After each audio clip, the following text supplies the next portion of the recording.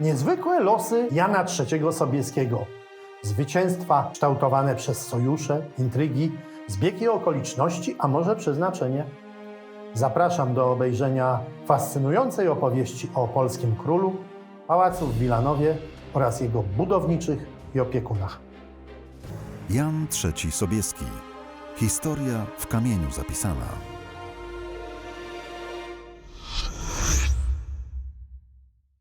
Niezwyciężony lew Lechistanu.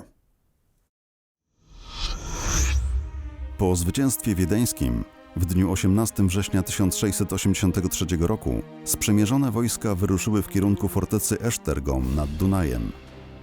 Podejścia doń bronił silnie umocniony zamek Parkany.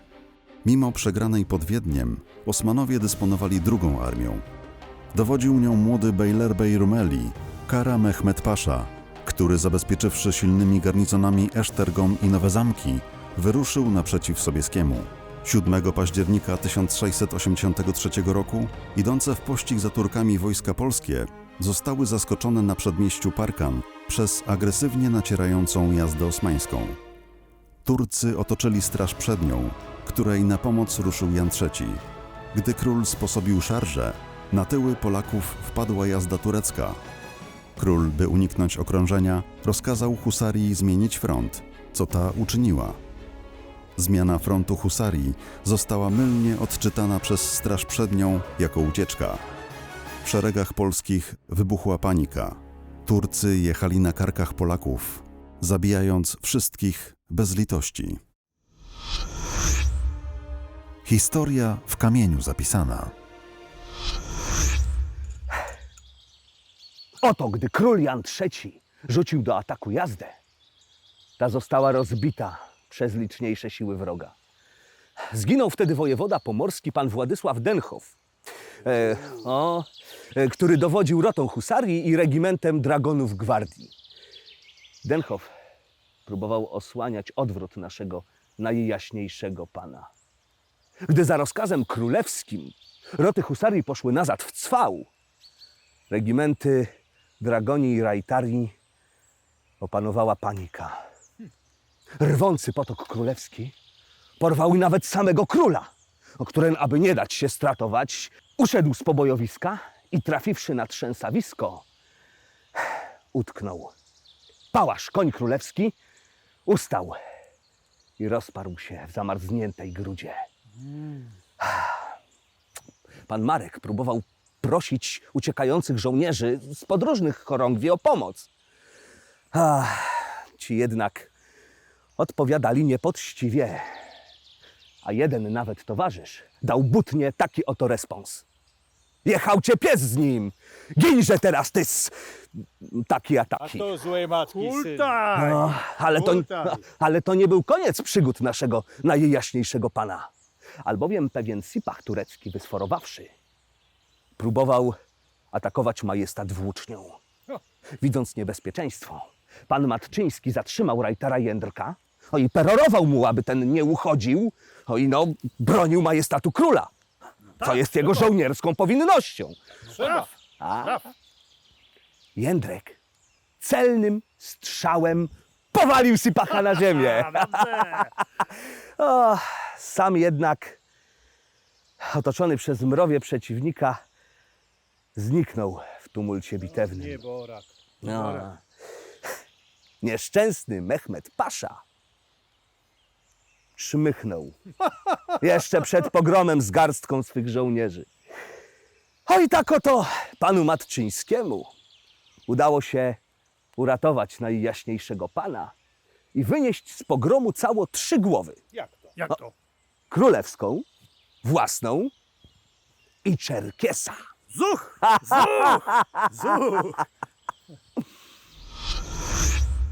Po nadejściu wojsk księcia lotaryńskiego Jan III zaordynował odpoczynek i nowe uszykowanie armii, po czym uderzył śmiało na wroga dnia 9 października, który to starł zupełnie widmo klęski pierwszej bitwy.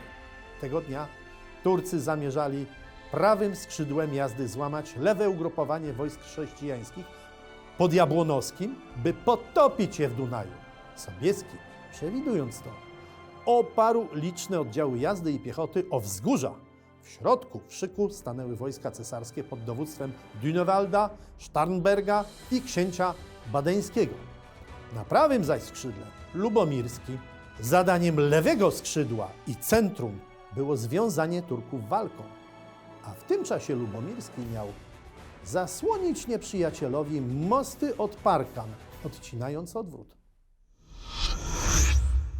Musisz waść wiedzieć, że szarże tureckie na Rakuszan w drugiej bitwie zostały krwawo odparte. A i kolejne ponawiali Turcy na to samo skrzydło, tym razem silnie animowane przez Agów. Coraz większe straty bardzo sierdziły Mehmeda Paszę, i absorbowały uwagę jego oficjerów. Nie dziwne. Jazda turecka była dosłownie ścinana ogniem z armaty. Wtedy właśnie wypuszczono szarże chorągwi i mć husarii pana hetmana Jabłonowskiego. A była to śmiertelna driakiew na Osmany i pozwoliła na Na szczęście i zdrowie.